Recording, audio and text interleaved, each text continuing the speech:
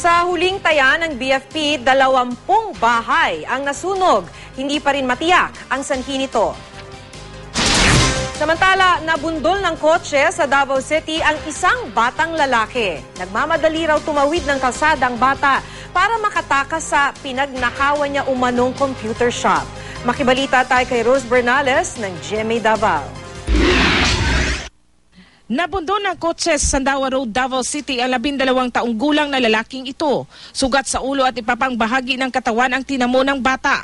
Lumabas sa investigasyon ng mga pulis na nagmamadaling makatawid ng kalsada ang bata. Tinatakasan daw kasi nito ang gwardya ng isang water refilling station na sumita sa kanya matapos umano nitong magnakaw ng isang Central Processing Unit o CPU ng computer sa isang internet cafe. May iba pa raw kasama ang bata. Nang lusot ni dire, nakita aning guard sa refilling station, gisitsitan. Kining bataa, hidaga ni tabok. Mauning nabanggaan sa Montero. Ang duha niya kakauban, nanagan pod.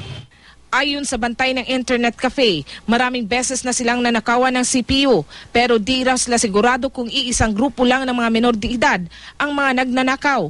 Bagamat ikinalulungkot daw nila ang nangyari sa nabundol na bata, sana raw magsilbi itong leksyon sa iba. Kani siya, panginumdum lang yun sa mga kabataan na to noon na dapat dili, dapat sila magpataka o kuha. Tiniyak naman ng driver ng nakabundol na kotse na magbibigay siya ng tulong sa pagpapagamot sa bata. Ang mga magulang naman ng minor de edad hindi nagbigay ng pahayag. Rose Bernales, Nagbabalita, Pilipinas.